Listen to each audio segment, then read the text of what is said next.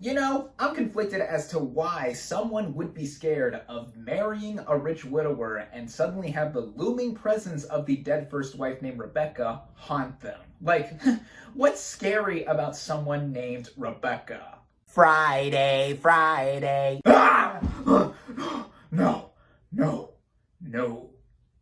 What is up, everybody? Random Man here, bringing you another video during this current quarantine era. I hope everyone out there is continuing to stay safe and be well during this unpredictable time, as I am here bringing you my review for the 2020 film adaptation of Rebecca. Based on the 1938 novel of the same name, written by Daphne du Maurier, the plot of this romantic thriller basically follows a newly married young woman, played by Lily James, who must battle the shadow of the dead first wife of her husband, played by Armie Hammer, who was named Rebecca. Going into this movie, I was mildly interested to see what would be done with a new version or a new telling of a story that had already been adapted to film 8 decades ago. Now, I've never read the original novel in which this film is based on, but I have seen the 1940 film adaptation of Rebecca, directed by the one and only Alfred Hitchcock. That was actually the director's first American production in Hollywood, and to many, it is an important step within his filmography, and I consider that to be the case as well, because not only did it serve as a film that would later establish him as the master of suspense, but it ended up winning the Academy Award for Best Picture, and it's the only film of his to be able to claim that title. So, in theory, without Rebecca, we wouldn't have gotten the likes of Psycho, North by Northwest, The Birds, Vertigo, what have you. As for my thoughts on the film itself, I think it is magnificent. It is truly one of the more underappreciated and underrated films within Hitchcock's filmography, as he really did a great job in seamlessly blending the genres that this film would exude, and I also love the performances from Laurence Olivier and Joan Fontaine at the center of it. So, seeing another version of the story be done, with it technically not being a remake as it is just another adaptation of du Maurier's novel, it had me curious to see what would be done, especially with a cast of actors that I do enjoy. Which, speaking of that, let's get right into the cast and their performances, starting out with Lily James as the second Mrs. De Winter. She really doesn't have a name in this film, or at least it's not revealed throughout the duration of it. She is literally just referred to as Mrs. De Winter. Lily James as an actress is someone who I've quite enjoyed in a few films of hers, such as the 2015 live-action Disney remake of Cinderella, where she took the title role,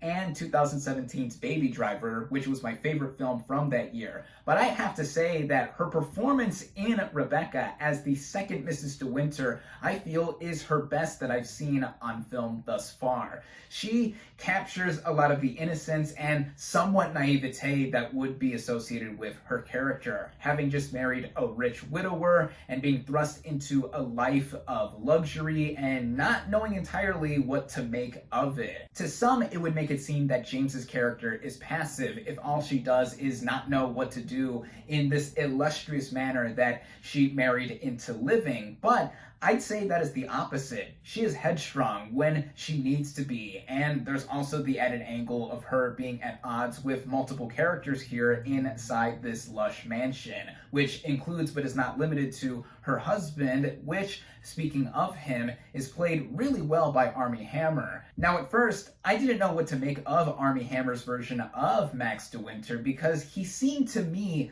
a bit too young to play a widowed rich dude. I mean, I didn't think he was miscast, but at first I was like, let's see what he's able to do. And almost immediately, the chemistry between himself and James was really shown on display, and I thought they made for a really nice looking couple, and for how they are used in the rest of the movie for how things do unfold, it created a lot of conflict here.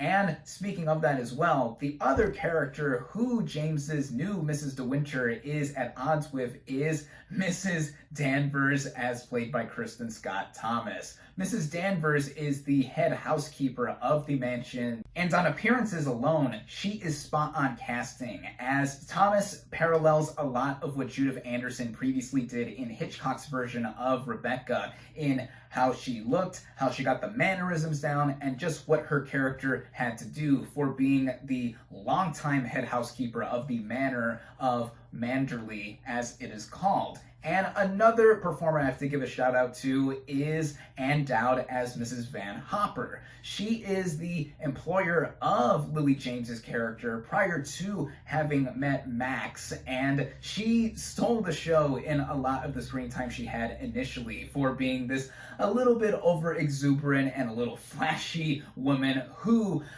Lily James's character is a companion with upon vacationing in the south of France. So I think that the performances here were all really strong, especially from Lily James.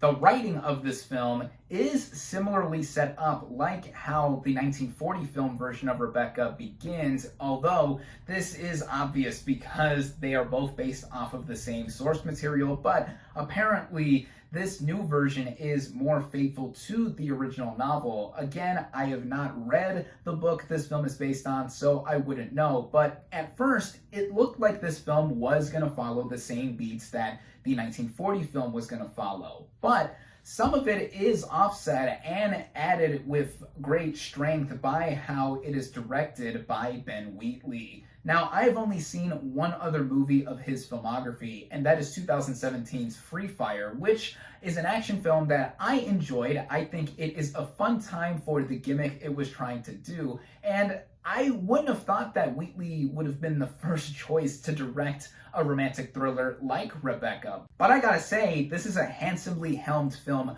by Wheatley, especially considering how the writing, for the most part, does feel in line to how we have once experienced the story of Rebecca before, whether you've seen Hitchcock's version or read the novel. And that also goes into how its overall production is presented too. On a technical scale, this is a jaw-droppingly gorgeous film, from how it is shot with its cinematography, the production design, and how the manor of Manderley does look. I mean, wow, what a grand setting. The costume design and how everything looks period accurate to the 1930s. Just the overall vibe and feel of this film had me engrossed by it. However, a lot of the stylistic choices that did have me intrigued by the movie at first are what made me not feel as engrossed as I was with Hitchcock's version of Rebecca. Now, it's really hard to get that version of the story out of one's head if you've previously seen it, but even taking the comparison angle into account, there is quite a bit changed up with Wheatley's version of Rebecca to have it say that, well, it is not a shot-for-shot or beat-for-beat redoing of the story, especially because the third act of the film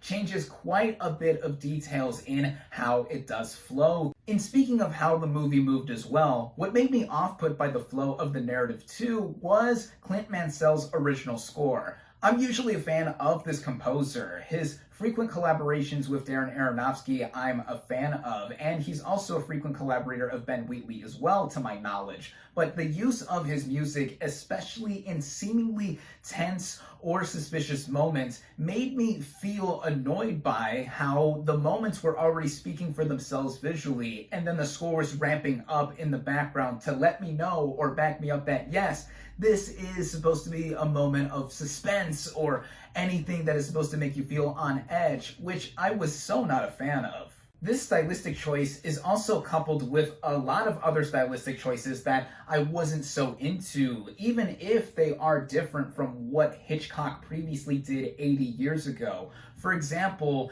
Max sleepwalks in this film, and nothing much is done with it. Same goes with the nightmare sequences with Lily James's character specifically, in just backing up the aura, or just how really snake-like Mrs. Danvers is, when it's already pretty clear from from when she is introduced that something is not right with her. By the movie's end, even after what was changed up within the third act, specifically with one twist as well, it ended up coming off as just the same, or wanting to have the same intended effect as the Hitchcock film from 1940. And it's really hard for me to not have myself compare this film to the one from 80 years ago, because they do follow a lot of similar beats, and the differences here are stylistic, and part of it is due to director Ben Wheatley. But as I said before, I think that he really helms this thing well in giving us the vision of the setting and the story in a new and fresh light, especially with the bursts of color that are in many moments, like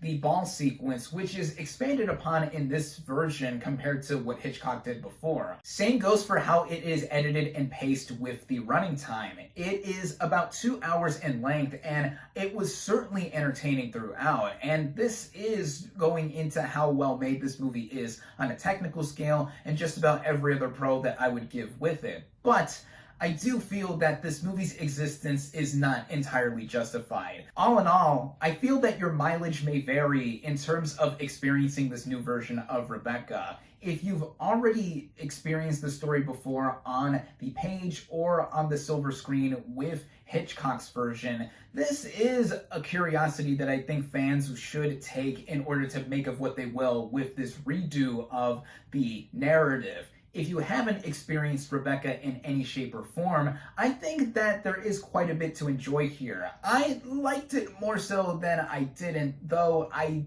don't think it holds a candle to what Hitchcock did all those decades ago. So if anything, I would say watch both film versions of Rebecca and make up your own resolution. For all of what I have said and more, I cautiously recommend this new film. My final verdict for Rebecca is 3 out of 5 stars.